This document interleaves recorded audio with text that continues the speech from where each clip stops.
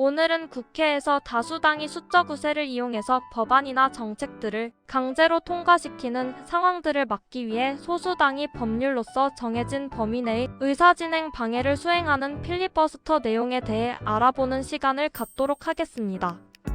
필리버스터란 의회 내부 안에서 다수파의 독주들을 막아내기 위하여 합법적인 수단들을 동원하여 의사결정 진행을 지연시키는 무제한의 토론을 의미합니다. 우리나라 국가를 비롯하여 미국이나 영국, 프랑스나 캐나다 등 여러 국가에서 시행되는 제도이며 민주주의 체제 내의 소수 의견 역시도 존중을 받아야만 한다는 원칙들에 기반하고 있습니다. 이런 제도 자체는 다수결의 원칙들이 자칫하면 다수들의 횡포로서 변질되는 것들을 방지하기 위한 하나의 안전장치 역할을 톡톡히 해내고 있습니다. 필리버스터 어원들을 자세하게 살펴보면 16세기에 활동하던 해적이나 약탈자를 의미하는 스페인어인 필리부스테로 글자에서 유래를 찾아볼 수 있습니다. 원래는 서인도의 스페인 쪽 식민지나 선박들을 공격하는 이들을 가리키는 말이었으나 19세기의 중반쯤에 미국으로 넘어가며 의회 내의 의사진행 방해 전술 자체를 뜻하게 되었습니다. 정치적인 영역에서 처음으로 사용되었던 사례들을 찾아보면 1854년 미국 상원 안에서 캔자스와 네브래스카 주들을 신설하는 법안들을 막으려고 반대파의 의원들이 의사방해 행위들을 하면서 시작되었습니다. 우리나라 경우에는 1973년 국회의원 발언 시간 자체를 최대인 45분으로 제한하는 국회법이 시행되면서 사실상 폐기가 되었다가 2012년 국회법의 개정안을 거치면서 다시금 도입되는 과정을 겪게 되었습니다. 필리버스터 특징들을 세부적으로 들여다보면 국회법이 정해놓은 절차들에 따라가며 의원들이 시간 제한 없이도 발언을 이어가게 되는 것이며 발언자는 의제들과 관련 없는 말들을 해서는 안 됩니다. 또 한 번 발언을 시작하면 화장실도 가지 못하고 자리를 뜨지 않고 계속해서 말들을 이어가야 하므로 체력적인 한계까지 시험하는 고단한 과정이 될 수 있지만 소수당이 자신들의 주장들을 국민에게 직접적으로 호소하며 법안들의 문제점을 널리 알려 여론들을 형성하는 강력한 정치적인 수단으로 활용됩니다. 발언자가 연단에서 내려오는 순간에 토론이 종료되기 때문에 의원들은 미리 물을 마시지 않거나 성인용 기저귀를 착용하는 등 처절한 모습들을 보여주기도 하며 이런 과정들이 국민에게 생중계로 전달되어 정치에 대한 관심 자체들을 높여주는 계기가 되기도 합니다.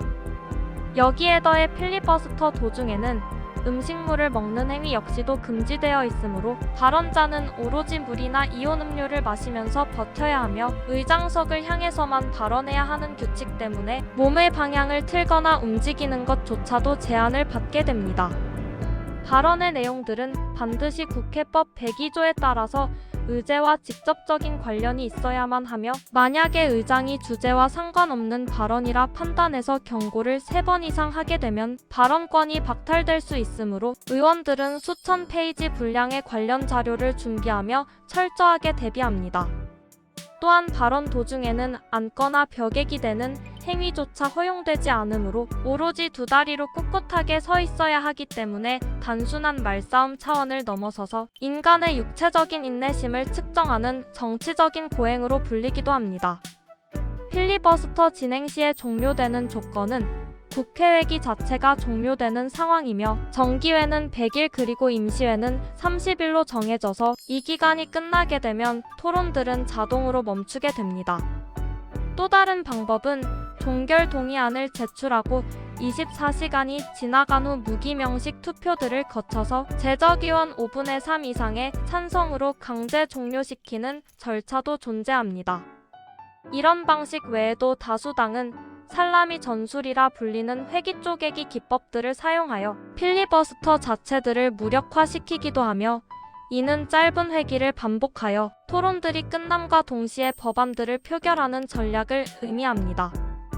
살람이라는 용어 자체는 소시지를 얇게 썰듯 회기를 잘게 나누어 공격하는 것을 뜻하며 국회법상 다음 회기 첫날에는 지연되었던 법안들을 지체 없이 표결해야 한다는 조항을 이용한 일종의 법률적인 허점을 공략한 전술이라고 볼 수 있습니다. 비슷한 개념인 기권이나 보이콧과 비교하면 필리버스터 방식은 더욱더 적극적인 토론 참여 방식이며, 기권은 투표 자체 포기이며 보이콧은 회의장 출입 자체를 거부하는 소극적인 저항인 것에 반해 필리버스터 자체는 끝까지 단상 위에 서서 자기 목소리를 내게 되는 능동적인 저항의 모습을 보여줍니다. 필리버스터의 장점은 소수 의견을 보호하며 다양한 의견을 유도하고 정치적인 논쟁들을 활발하게 만들어서 민주주의 가치를 지키는 데에 도움이 됩니다. 충분한 시간들을 확보하며 법안들을 검토하기 때문에 법안의 심사 기능을 강화하며 졸속으로 처리되는 사항들을 막아주는 효과를 기대할 수 있습니다. 또 의원들의 발언들을 통해 법안 내부에 숨겨진 독소조항 등을 찾아 국민에게 상세하게 설명하는 교육적인 측면들도 강하며 정당 간의 치열한 논리 싸움을 유도하여 정치적 성숙도를 높여주는 작용을 합니다. 반대로 단점들은 정치적인 비효율이 발생하며 긴 토론의 시간만큼 정부 운영 차질을 빚게 되고 사회적인 갈등들이 심화될 우려도 존재합니다. 꼭 필요한 법안들의 통과가 지연되며 민생의 문제들을 해결하는 데에 있어 어려움을 겪게 되는 부작용이 발생하기도 합니다. 토론의 내용들이 의제와는 상관없는 개인적인 이야기나 책 읽기 식으로 흐를 경우 국민들의 피로도만 가중시킨다는 비판들을 피하기 어렵습니다. 실제로 막대한 국가 예산이 투입되는 국회에서 며칠 동안 토론만 하느라 다른 업무가 전부 중단될 경우 그 기회비용 자체는 국민들의 세금으로 충당되는 것이기에 정치 혐오를 불러일으킬 수 있다는 위험성도 함께 내포하고 있습니다. 실제 사례를 살펴보면 1957년 미국 남부 의원들이 인종차별 철폐 법안을 저지하기 위해 24시간 이상을 연설하며 역사적인 기록들을 세웠습니다. 당시의 의원인 스트롬 서먼드는 24시간 18분 동안 발언하며 미국 사상 최장 기록을 세웠으며, 이 과정에서 성경이나 독립선언문을 읽는 기이한 장면들이 연출되기도 했습니다. 한국의 사례는 2016년 테러 방지 법안 반대를 위하여 진행되었던 필리버스터 시간이 192시간 27분을 기록하며 세계에서 가장 긴 기록들을 갈아치우는 사건이 있었습니다. 당시에 38명의 의원들이 참여하여 한 명당 평균인 5시간 넘게 발언들을 이어갔던 기억들은 지금도 많은 이들 사이에서 회자되는 유명한 사건입니다. 이후에도 2020년 공수처법 개정안을 둘러싼 대치 상황 속에서도 필리버스터가 진행되었으며, 2025년의 경우에는 방송사법 및 민생회복지원금에 관련하여 국민의힘 의원들이 강력하게 반발하며 장시간의 토론들을 이어갔던 사례가 있었습니다. 필리버스터에 대해 몰랐던 내용 중 하나는 미국의 상원은 특정 조건 아래에선 말하지 않고서도 의사표명만으로 진행이 가능한 제도가 운영되고 있다는 것입니다.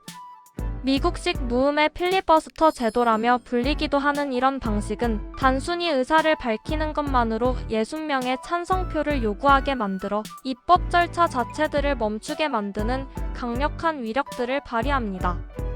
반면에 한국은 반드시 의원이 단상 위에 올라가서 말을 해야만 인정되는 방식이므로 정신력과 체력 싸움이 훨씬 더 강하다고 볼 수 있고, 발언자가 잠시라도 단상에서 손을 떼면 발언권이 상실된다고 보는 해석이 있어서 매우 엄격히 관리됩니다. 현 시점 뉴스를 살펴보면 필리버스터 자체가 단순하게 법안 저지 목적들을 넘어서서 정당의 세력들을 과시하는 홍보도구로 활용된다는 비판도 나오고 있습니다. 전문가는 무제한의 토론들이 소수의 권리들을 지켜내는 본래 취지를 살리려면 정당 간의 타협과 협상들이 어우러진 성숙하고 올바른 정치문화 정착이 필수라고 강조합니다. 무분별한 필리버스터 남용들이 오히려 민생법안 처리를 가로막아 서민들의 경제에 타격을 준다며 우려하는 목소리도 커지고 있는 상황입니다. 국회법상 필리버스터 중단을 위한 표결 자체가 거대 야당의 의석수만 가지고도 충분히 가능한 구조라서 소수당의 최후의 보루 기능이 약화된다는 지적들도 나오고 있습니다. 결과적으로 필리버스터는 단순히 시간을 끄는 행위를 넘어서서 한 나라의 정치적 수준을 보여주는 거울과도 같으며 그 안에서 오가는 말들이 얼마나 품격 있고 논리적인가에 따라 그 가치가 결정된다고 하겠습니다. 민주주의의 꽃이라고 불리우는 토론 문화 자체가 단순한 방해를 넘어서서 진정한 협치로 나아가는 징검다리 역할들을 해주기를 기대하고 응원합니다. 오늘 제가 준비한 정보는 여기까지입니다. 작은 정보지만 여러분의 하루에 조금 더 도움이 됐으면 하는 바람을 끝으로 다음에도 더 유익한 이야기로 찾아오겠습니다. 나가시기 전에 영상이 도움이 되셨다면 좋아요를 눌러주시고 저희 채널의 새로운 정보들이 궁금하시다면 구독 버튼도 부탁드립니다. 감사합니다.